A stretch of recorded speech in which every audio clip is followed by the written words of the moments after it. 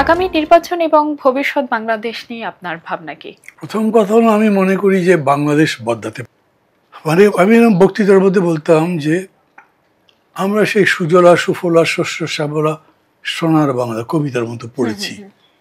সত্যি সত্যি কি ছিল আমরা তো দেখিনি। কেউ বলবে ছিল, কেউ আবার বললো না ৭৬-এর মন্বন্তর যা হয়েছে, অত বড় করুণ মন্বন্তর। আমাদের এখানে যে প্লেগ হয়েছে, কলেরা হয়েছে, মহামারী হয়েছে, আমরা খুব দরিদ্র ছিলাম। মেবি সেটাও সত্যি, কিন্তু এটা ঠিক যে আমাদের দেশেই ব্রিটিশ, পর্তুগিজ, ওলন্দাজ এরা ব্যবসা করতে এসেছিল। তারপরে ওদের ওখানে চাইতে এখানে ব্যবসা করে। এখন আমরা চাকরির জন্য মধ্যপ্রাচ্যে যাচ্ছি না, অন্য দেশে যাচ্ছি, ওরা এই জায়গায় ব্যবসা করতে এসছে। এবং আমরা সবাই জানি যে আমাদের কোহিনূর মণি চুরি করেছে, মহিষ সিংহাসন চুরি করেছে, আমাদের নীল চাষ ধ্বংস করে দিয়েছে, পাট ধ্বংস করার চেষ্টা করেছিল। তার মানে আমাদের যে সম্পদ ছিল ঠিক মতো ব্যবহার করতে পারলে আমরা যেতে পারি।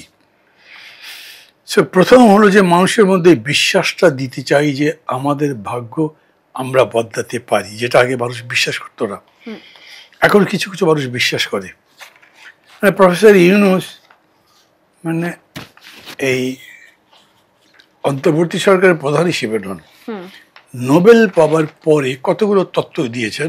সব তত্ত্ব আমি বুঝি না, সব আমি এগ্রি করবো না, সেটা অন্য কথা। কিন্তু এটা উনি বলেছেন, তুমি চাকরি খোঁজো কেন, তুমি চাকরি নিজেই তৈরি করো, তুমি আউটসোর্সিং করতে শেখো, সেলফ এমপ্লয়মেন্ট তৈরি করো। এর মধ্যে কিন্তু বেশ কিছু সত্যতা আছে, তা হচ্ছেও এখন। আগে তো এই কনসেপ্টই ছিল না। ডেভেলপমেন্টের কনসেপ্ট অনেক রকম হতে পারে। ইকোনমিক ডেভেলপমেন্টের কনসেপ্ট আগে খুবই ট্রেডিশনাল ছিল, কিন্তু এখন ডেভেলপমেন্টের কনসেপ্ট এমন হয়েছে, ধরেন আপনি সেগুলো ভাবতেনি না। এই যে ডেটা এক্সপোর্ট করে টাকা কামাই করে যেটা আমাদের ব্যাপার জানা ছিল না, তো ওই রকম করে অনেক নতুন নতুন অ্যাভিনিউজ, নতুন নতুন সোর্সেস অফ আর্নিং রেভিনিউ তৈরি হচ্ছে। সেরকম করে আপনি ডেভেলপমেন্টের স্ট্র্যাটেজি সাজাবেন। কিন্তু সেইখানে সপ্তাহখানেক আগে হবে প্রফেসর অ্যান্ডারটন, উনি ইয়েল ইউনিভার্সিটি সম্ভবত প্রফেসর, উনি বাংলাদেশ, ভারত সহ এদের ৬ জন নাম করা অর্থনীতিবিদের কাজের উপরে গবেষণা করেছেন। একটা সেমিনার হয়েছিল, সেইখানে একজনই আলোচনা করলেন। উনি নিজে বলেছেন বাংলাদেশ দারিদ্র দূরীকরণে বেশ এগিয়েছে, কিন্তু বৈষম্যের ব্যাপারে তারা কিছু করেনি। তো আমরা সম্পদ তৈরি করছি তো ঠিকই, এই ৫৪,০০০ বর্গমাইলে ২০ কোটি লোক বাস করে, এখন একদম মনোহারে মারা যাচ্ছে, দুর্ভিক্ষ হচ্ছে, তা হচ্ছে না। কিন্তু ইকুইটেবল ডিস্ট্রিবিউশন, এখানে অর্থনৈতিক বৈষম্যটা এতই তীব্র যে যে কেউ বাইরে থেকে আসলেই বোঝে। আপনার সব ডেটা রাখবেন, আপনি রাস্তায় গাড়ি দেখলে বুঝছেন, আর বস্তিতে মানুষের অবস্থা দেখলে বুঝছেন যে কি চলছে। এত বড় বৈষম্যের সমাজ কিন্তু টিকতে পারে না, তার মধ্যে শান্তি তো থাকেই না। এটা যদি অ্যাড্রেস করা যায়, যেটাকে আমরা বলি, আমার দল বলে ওয়েলফেয়ার ইকোনমি বা ওয়েলফেয়ার স্টেট, মানে রাষ্ট্র মনে করবে যে আমার প্রায়োরিটি হচ্ছে মানুষের কল্যাণ।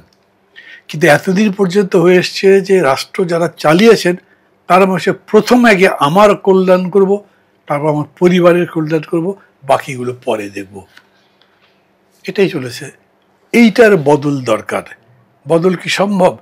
ভুটানে যদি মিনিস্ট্রি অফ হ্যাপিনেস থাকতে পারে, আমরা তো পেটের ভাতেরই মন্ত্রী দায়িত্ব পালন করতে পারছি না। ওইখানে আপনাকে ওই কাজটা করতে হবে যাতে আপনি মানুষের খাদ্যের সংস্থান করতে পারে, সেই কর্মসূচি বলেন। ধরেন আমি একটা কর্মসূচি বলি, গতকালকে ডাক্তারদের একটা সেমিনারে ছিলাম, আমি ওখানে বলেছি, এমনিতে আমরা এগুলো কথা বলি, আমি আমাদের দলের পক্ষ থেকে বলি, হত দরিদ্র মানুষ আছে কত, এক্সাক্ট ফিগার আমি জানি না, কিন্তু ৬ থেকে ৮ কোটি হতে পারে হত দরিদ্র, কোনো ইনকামই নেই। তো অসুখ হলে তো বিনা চিকিৎসায় মারা যাচ্ছে। রাষ্ট্রের দায়িত্ব তাদের চিকিৎসা দেওয়ার, রাষ্ট্র নেয় না। রাষ্ট্র বলবে আমি কোত্থেকে করবো।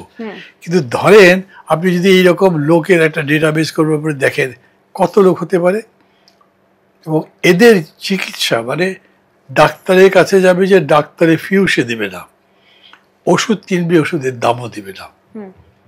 এটা টোকেন থাকবে যেটা যারা বিক্রি করবে তারা গভর্নমেন্টের কাছে থেকে টাকা নেবে। আমরা হিসাব করেছিলাম, আমরা যখন আমাদের অর্থনৈতিক প্রোগ্রাম তৈরি করি তখন হিসাব করেছিলাম 50,000 কোটি টাকার মতো হলে এই দরিদ্র মানুষের চিকিৎসার ব্যবস্থা করা সম্ভব। তো 50,000 কোটি টাকা কোনো টাকা নাকি, রাষ্ট্রের জন্য তো কিছু না। 8 লক্ষ কোটি টাকার বাজেটে এইটা কোনো বিষয় না। ইভেন ধরেন যাদের কোনো ইনকাম নেই, 6 কোটি লোককে আপনি মাসে 1,000 কোটি টাকা দেন, মাসে 6,000 কোটি টাকা, বছরে 72,000 কোটি টাকা। আবার বলি 2 লক্ষ কোটি টাকা তো 15 বছর পাচার হয়েছে, তাতে অর্থনীতি মরে যায়নি। তো এটা দিতে পারবেন না কেন? কিন্তু গরিব মানুষকে যদি আপনি টাকাটা দেন, আমি গ্রামে যাই, লোকজনকে জিজ্ঞেস করি 4,000 জনের একটা পরিবারে 4টা গরিব লোক আছে, 4,000 টাকা পাবে সে মাসে, 4,000 টাকায় চলবে? মানুষ মাথা নাড়ে, হ্যাঁ কষ্ট টষ্ট করে চলবে। বলি এখন চলে কেমনে?